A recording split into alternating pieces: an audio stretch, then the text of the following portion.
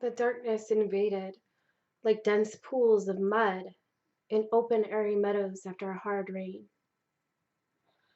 It built little bridges of sorrow amongst beauty, tying like ropes and patterns indistinguishable, except from the eyes of our feathered friends. Tainted memories, where once was love, was now pain. A body broken, but it wasn't broken. It was stolen, betrayed, abandoned, forgotten. Those days. Those days were curtains, closing inwards to keep the sun from touching my face. But I was a wounded animal, needing protection and seeking solace with my hand reaching out to you.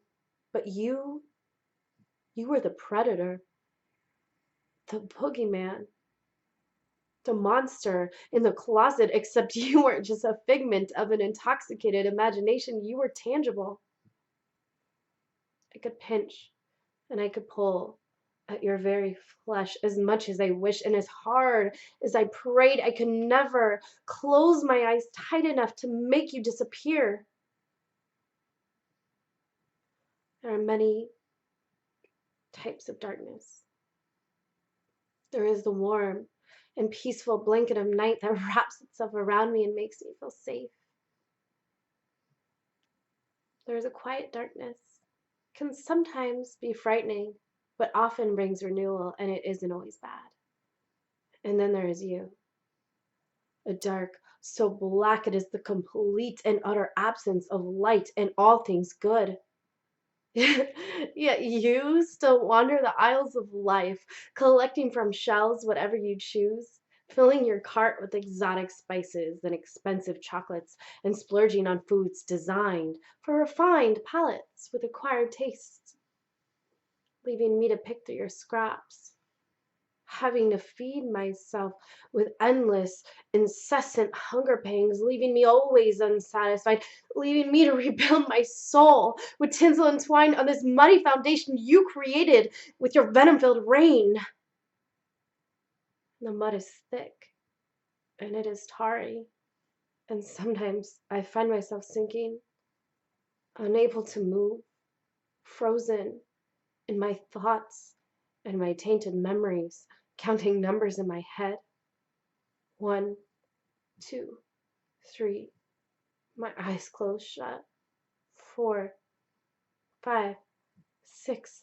Hoping that when I opened them, your face would not be in my face. 7, 8, 9. Your lungs inhaling my breath. Your hands in places I did not want. And your weight on my small body when I was longing for so badly instead an embrace. 10. There is something you should know about mud. The light will combat your darkness. And though your intense darkness still festers and pools in my core, the sun is rising. And mud, it dries.